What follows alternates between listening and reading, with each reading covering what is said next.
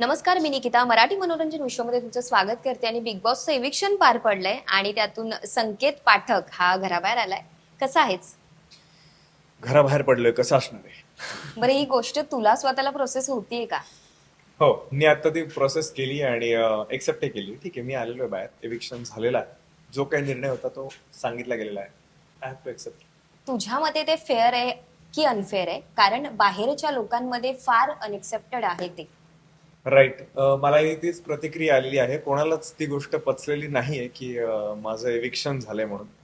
आणि मलाही कुठेतरी ते एक्सपेक्टेड नव्हतंच की मी घराबाहेर जाणार आहे. ज्या पद्धतीने खेळ चालू होता, एवढंच म्हणेल की आता प्रेक्षकांनी सपोर्ट तर केलाय, त्यांच्यावर काय नाराजी नाही. कारण तो नसता तर कदाचित मला ही प्रतिक्रिया आलीच नसती की तू कसं काय घराबाहेर पडलास. तर 10 पैकी 9 जणांनी हीच प्रतिक्रिया नोंदवली आहे की हे अनफेअर आहे, हे हम्म, इम्पॉसिबल हम्म, आहे, हे होणं चुकीचं आहे, तू हम्म, घरात असला पाहिजे. तेच माझ्याही मनात होतं कुठेतरी. हम्म.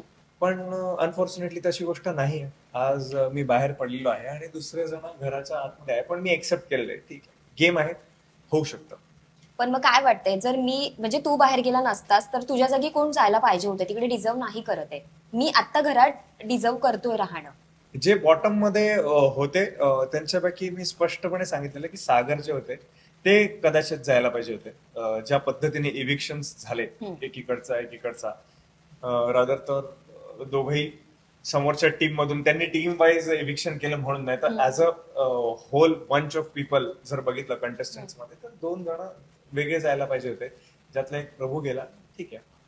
पण आमच्यामध्ये जे उरलेले होते त्यांच्यामध्ये सागर खरं तर वाटलेलंच जातील आणि मी राहील.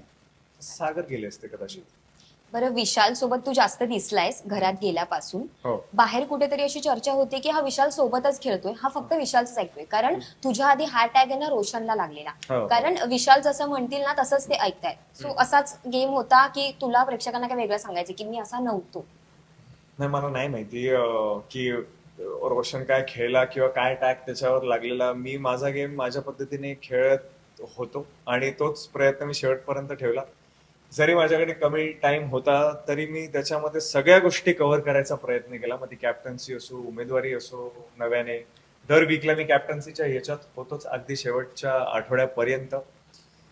आणि तीच गोष्ट सांगते की जर मी कोणाच्या दुसऱ्याच्या डोक्याने खेळलो असतो तर कदाचित दर वीकला इतकं स्ट्रगल केलं नसतं किंवा दर वीकला मी इतका दिसलो नसतो.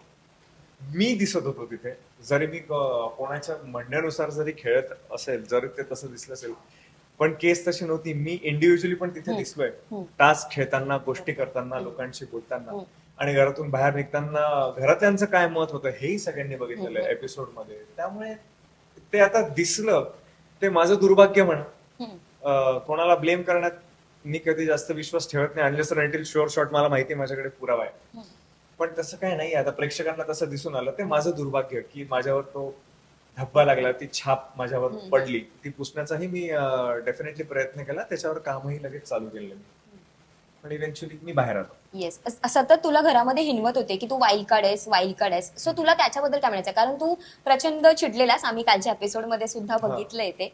काय आय सांगायचं? गेस तेवढा एकच तो पॉइंट होता, राग होता, की तुम्ही फक्त वाईल्ड कार्ड म्हणून असं हिनवू नका. पण जोपर्यंत मी तो राग व्यक्त केला त्या वेंटिंग मशीनवर, तोपर्यंत ऑलरेडी सगळ्यांचं मत बदललेलं होतं. तेही आपल्याला बघायला मिळालं. तर येस. तो फक्त एक वेंटिंग मशीन, एक फन गेम म्हणून खरं तर तो असायला हवा होता. तो तसा नाही झाला, थोडासा सिरियस झाला. म्हणून तो जो एक पॉइंट माझ्या डोक्यातला होता तो मी तिथल्या तिथेच काढून टाकला आणि सोडून दिला. पण इव्हेंच्युअली तो काढल्यानंतर, काढण्याच्या आधी पण सगळ्यांचं मतपरिवर्तन झालेलं होतं. सगळे माझ्या बाजूनेच बोलत होते. सगळ्यांना मी स्ट्रॉंगही वाटत होतो आणि ती खरं तर जमेची बाजू आहे असं आपण म्हणू शकतो. फक्त ते माझं वेंटिंग नंतर झालं. अच्छा. पण इव्हेंच्युअली ते दोन्ही पॉइंट असे एकत्र आले की त्यांचं माझ्याबद्दलचं मतपरिवर्तन आणि माझ्या डोक्यात असलेली गोष्ट त्यांच्याबद्दलची. That's it. अच्छा. पण वाईल्ड कार्ड म्हणून तू घरात गेलास, पण याच्या आधी जे काही घरामध्ये घडत होतं ते सगळं तू पाहिलं होतंस की कोण वाईट दिसतंय, कोण चांगलं दिसतंय. आणि त्याच्यामध्ये 2 ग्रुप, एक काटा ग्रुप आणि एक टोळी ग्रुप. पण तू काही गेम प्लॅन करून गेला होतास का की मी अशा पद्धतीने खेळणार आहे, की मला इंडिव्हिज्युअल खेळायचंय की ग्रुपमध्ये खेळायचंय? कारण तू आम्हाला फक्त टोळीच्या बाजूनेच दिसलायस. आय गेस गेम चालूच ग्रुप्स मध्ये होता. हम्म. त्यामुळे जरी इंडिव्हिज्युअल सर्व्हाइव्ह करायचं असतं, तुम्हाला अलायन्सची गरज होतीच. कोणी ना कोणी तुम्हाला अलायन्स पाहिजे होतं, नाही तर मग पहिल्या दुसऱ्या आठवड्यात जिथे चान्स मिळेल तिथे सगळेजण नॉमिनेट करून तुम्हाला बाहेर काढतील. सिम्पल गेम होता तेव्हा. तेव्हा जिथून सपोर्ट मिळाला तो घेणं माझ्यासाठी गरजेचं होतं. आणि कुठेतरी मी तेच केलं, ज्या गोष्टी म्युच्युअली आणि ग्रॅज्युअली झाल्या त्या केल्या गेल्या, म्हणून मी कदाचित त्या साईडने खेळत होतो. पण तन्वी कुठेतरी तुला प्रत्येक वेळी स्ट्रॉंग वाटते, सो मग तू तिच्या बाजूने नाही दिसलास. तू मला काटा ग्रुप बद्दल तुझं काय मत आहे? इव्हन राकेश, दीपाली ताई, तन्वी या सगळ्यांबद्दल तुझं काय मत आहे? त्यांचा कधीच सपोर्ट नव्हता मला. जेव्हा सुरुवातीलाच हिट फ्लॉप विचारण्यात आलं तेव्हा त्यांनी मला फ्लॉप मध्येच टाकलेला. आणि प्रत्येक गोष्ट आपण जी तिथे करतो ती एक स्टेटमेंट बनते. जसं मी एक गोष्ट काही बोललो तर ती माझ्या विरोधात स्टेटमेंट बनू शकते, तसंच त्यांचे झालं. त्यांना जेव्हा चान्स दिला तेव्हा त्यांनी मला फ्लॉप मध्ये टाकलं, जिथे मला कळलं की यांचा मला सपोर्ट नाही. जिथून मला सपोर्ट आहे तिथे तो सपोर्ट घेणं माझ्यासाठी त्या पॉइंटला गरजेचं होतं. खरंच, बरोबर. आणि फॅमिली वीक झाला, तू खूप लो दिसलायस तेव्हा. तुझी वाईफ आलेली, तू रडलास सुद्धा की तुला सफर होत नाहीयेत त्या गोष्टी. सो कसा होता तो अनुभव इतक्या दिवसांचा? 2 ते 3, 4 आठवडे व्हॉट एव्हर असतील किती ते. नाही, होतं ना, इमोशनल व्हायला होतं. एक आठवडा जर तुम्ही पण तुमच्या नवऱ्यापासून लांब राहाल तर कदाचित तुम्हाला तसं होऊ शकतं. आणि ती खूप नॅचरल गोष्ट आहे. त्याच्यामध्ये काय मी कोणाला जज करत नाही, त्यामुळे कोणी मला जज केलं नाही केलं ते मी कन्सिडर करत नाही. ती खूप इंटिमेट गोष्ट असते एका नवरा बायकोमध्ये, आणि ती मी आमच्यामध्येच ठेवेल. त्यामुळे त्याच्याबद्दल फार डिस्कस करणं, त्याची चिरफाड करण्यात मला मजा वाटते, कारण मग ते त्या आमच्या भेटीची डिग्निटी लूज होईल, ते मला नकोय. येस, तुझी पर्सनॅलिटी फार कमाल, जेंटलमन अशी दिसली. इव्हन रितेश सर सुद्धा तुला जाताना बोललेत ह्या सगळ्या गोष्टी की तुझी ती पर्सनॅलिटी आहे बिग बॉसच्या घरात. सो ती जी एक कॉम्प्लिमेंट होती तुझ्यासाठी, ती किती छान होती तुझ्यासाठी. नाही, खरंच छान होती. आणि मी त्यांना बोललो की ही कॉम्प्लिमेंट तुमच्याकडून येणं म्हणजे खरंच खूप मोठी गोष्ट आहे. कारण इतके जे 2, 3, 4 आठवडे मी तिकडे जीव काढत होतो, प्रयत्न करत होतो, त्याचं एक कुठेतरी आपल्याला एक छोटंसं कौतुक म्हणू शकतो आपण. ते मिळालं तर कोणालाही बरं वाटेल.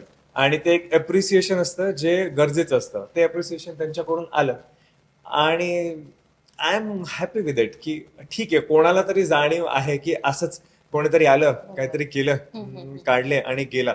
तसं नाही झालेलं आहे. कोणीतरी त्या गोष्टीची दखल घेतलेली आहे, कोणीतरी मी जे प्रयत्न केले त्याची दखल घेतलेली आहे, आणि त्याचा अप्रूप त्यांना आहे, ज्या गोष्टीचा खरंच मला आनंद आहे. बरं, बाहेर आल्यानंतर सुपर्णाची रिॲक्शन काय होती? का बाहेर आला? जसं काही ते माझ्या हातात होतं की मी त्यांना सांगितलं ओ मला काढा, आणि त्यांनी मला काढलं. तर तीच रिॲक्शन होती की का, चांगला खेळत होतास तू, होत होता, चेंजेस होत होते. म्हटलं हो मला माहिती आहे, पण आता मी आहे इव्हेंच्युअली बाहेर.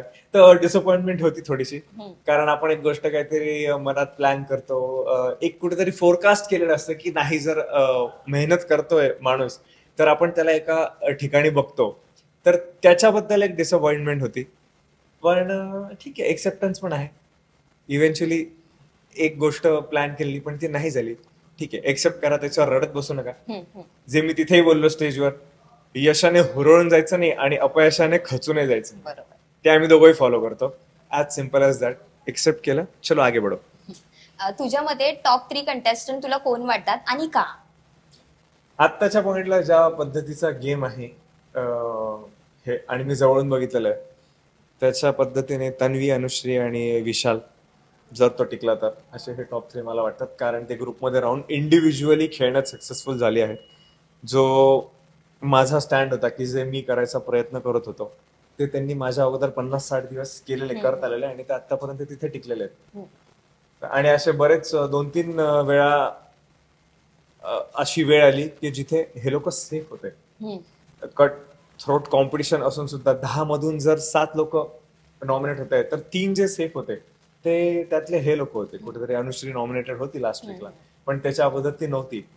तर अशा या गेम फॅक्टर्सवर ते दिसत आहेत मला तिथे कुठेतरी. अच्छा, आणि विनर एक नाव सांगायचं असेल तर? विनर डिफिकल्ट आहे ह्या पॉइंटला सांगणं. कोणीही असू शकतं. विनर दीपालीही होऊ शकते, कारण गेम तसा आहे, दीपाली आज आतमध्ये आहे आणि मी नाहीये. तर डेफिनेटली प्रत्येक जण आपापला गेम खेळतोय, तर प्रत्येक जण स्ट्रगल करतोय. आणि जर त्यांनी लास्ट मोमेंटला गेम पालटला आणि त्यांनी त्या काही गोष्टी केल्या ज्या कदाचित ऑडियन्सला एक्सपेक्टेड नाही, आणि त्या ऑडियन्सने एक्सेप्ट केल्या की ओ अच्छा, कमाल, तर गेम कुठेही जाऊ शकतो. आणि इव्हेंच्युअली गेम बिग बॉसचा आहे, गेम आपला नाहीये. बरोबर. मी तुला काही नावं सांगते की ती व्यक्ती कशी आहे, त्यांचा स्वभाव कसा आहे किंवा त्यांचा खेळ कसा आहे हे सांगायचंय. Okay. राकेश.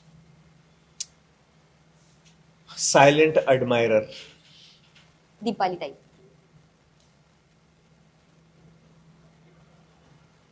गॅस स्टोव, कधी भडका होऊ शकतो. अनुश्री. चालाक लोमडी. तन्वी. तन्वी एक नाव आहे पण मला ते तिला बोलायचं नाहीये कारण मग ते खूप स्ट्रॉंग दिसेल. ती तेवढी स्ट्रॉंग नाही पण ती स्ट्रॉंग आहे. तर बॅटल क्रुझर्स असतात. हम्म. बॅटल क्रुझर असं म्हणू शकतो. युद्ध चालू आहे, हळूहळू आपलं अच्छा. रणगाड्या पुढे पुढे सरकवते. विशाल. विशाल तर अँग्री यंग मॅन बनून बसलेला आहे. आता त्याला मागच्या आठवड्यात त्याला खूप असा त्रास झाला. लोक त्याला जे जे काही बोलत होते त्याच्या अहंकारावरून आणि हे ते त्याला त्याचा खूप त्रास. It was affecting him. तो आता अँग्री यंग मॅन मोड मध्ये आहे. अच्छा. Reva. Reva struggling to make her position आणि I wish her all the best. तुझ्याशी बोलून खरंच खूप छान वाटलंय. जाता जाता प्रेक्षकांना तू काय सांगशील? प्रेक्षकांना मी हेच सांगेन जे आतापर्यंत सांगत आलेलं आहे. भरभरून प्रेम दिलं आहे, इथून पुढेही देत राहा. आणि मी तुम्हाला दरवेळेस पडद्यावर येऊन छोट्या मोठ्या कुठल्याही पडद्यावर येऊन सरप्राईज करायचा नक्की प्रयत्न करेल आणि ते तुम्हाला आवडेल याची मी खात्री देतो. आतापर्यंत सपोर्ट केलाय, पुढेही कराल हीच आशा. धन्यवाद. थँक्यू संकेत, तुझ्याशी बोलून खूप छान वाटलंय आणि तुला फ्युचरसाठी खूप खूप all the best. Thank you. Thank you.